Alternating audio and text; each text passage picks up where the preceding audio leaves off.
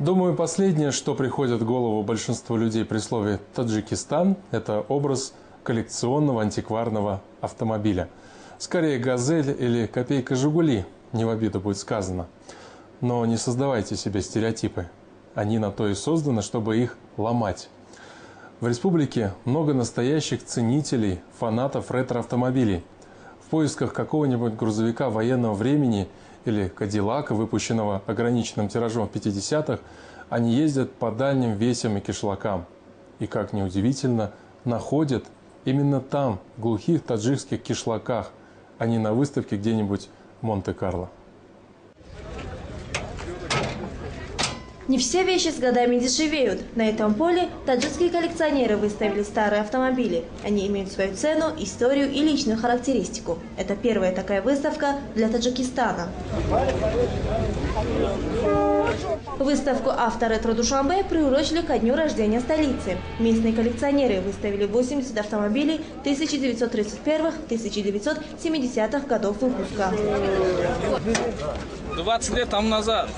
Самого старого железного коня пригнал Рахимджон Назаров из города Вахдат. Старые коллекционные машины – главная страсть братьев Назаровых. Здесь они представили 10 ретро-мобилей, а всего их в семье 25. Временно я мотор чему дагимча. «Опель Адмирал» – старейший и самый дорогой автомобиль в стране. Особая гордость Назаровых. На сборку и ремонт Рахимджон потратил почти 20 лет жизни. Но какие-то запчасти не может найти до сих пор. Для «Опель Адмирал» найти запчасти очень сложно. Какие-то мы приобретали за рубежом, некоторые переделывали сами. Сборка таких автомобилей – очень тяжелая работа, требующая терпения. Сейчас осталось немного доделать. Как все закончим, тогда подарим городу. Абдушукур Динаев никому не собирается дарить свой боевой автомобиль, не думает и о продаже, хотя ему постоянно предлагают хорошую цену. Это бронированный автомобиль. На нем в советское время ездили только первые лица республики. Советский лимузин – так называет свой автомобиль Абдушукур. Когда он его покупал, у него не было ни мотора, ни карбюратора, ни кардана. Коллекционер собирал каждую гаечку по всему бывшему Союзу и сделал все собственными руками. Лимузин по всем меркам раритетный. Эту марку выпустили в 30-х годах в количестве всего 12 штук.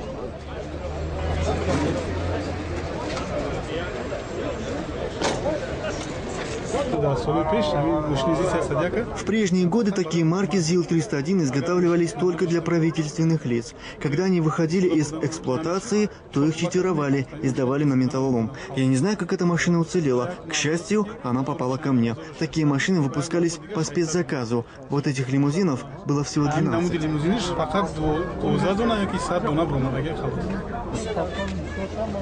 Выставка коллекционных автомобилей стала неожиданным подарком для неизбалованных душанбинцев. Видя такой интерес, власти города предложили клубу ретро-автомобилистов помещение для их драгоценных антикварных экземпляров.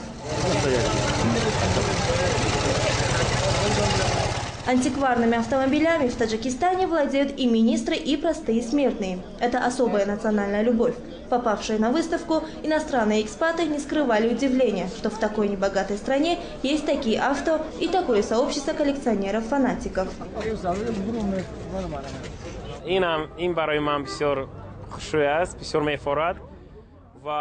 Я уже долгое время нахожусь в Таджикистане, и мне даже не верится, что здесь есть столько прекрасных антикварных автомобилей.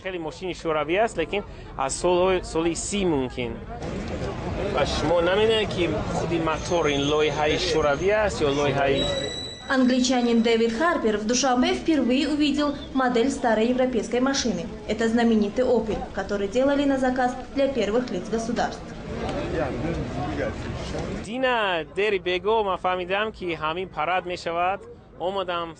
Я узнал, что состоится фестиваль-выставка, и с раннего утра стоял и ждал открытия. Лично для меня это очень интересно, потому что на выставке представлены очень старинные автомобили.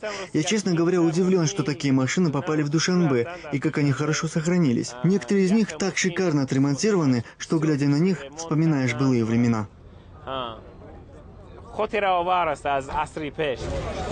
Владельцев коллекционных авто мало интересует их функциональное предназначение. В данном случае машина как раз роскошь. Для них важнее возраст и история. Автомобиль Рустамбека Рауфова привлек всеобщее внимание именно своей историей. Вездеход ГАЗ-67Б – военная машина. В годы Великой Отечественной войны на ней ездили генералы армии и в силу технических характеристик разведчики. Такой больше ни у кого нет, говорит хозяин. Этот автомобиль 1941 года производства. Я купил его у русского мужчины, дяди Саши из Шахритутского района. Машина была в ветхом состоянии. Я покрасил ее в заводской цвет, а запчасти купил за границей. На ремонт ушло 3 года. Над ним 1 год и 6 месяцев работали 3 мастера, а потом еще 3 мастера около 1 года и 8 месяцев. Я готов потратить столько средств, сколько потребуется для полного ремонта, потому что на таком ездили только генералы. После войны каждой советской республике раздавали по одной такой машине, и тогда на них разъезжали чиновники. Владельцы хвастаются, что их автомобили могут стоить и $100 тысяч и больше. Но специалисты говорят, что пока это все же хобби для избранных. Вот и на первой выставке «Авторетро Душанбе» ни одной сделки не заключили. Люди предпочитали фотографироваться на фоне красивых машин и заглянуть внутрь. Но вот про цены никто не спрашивал.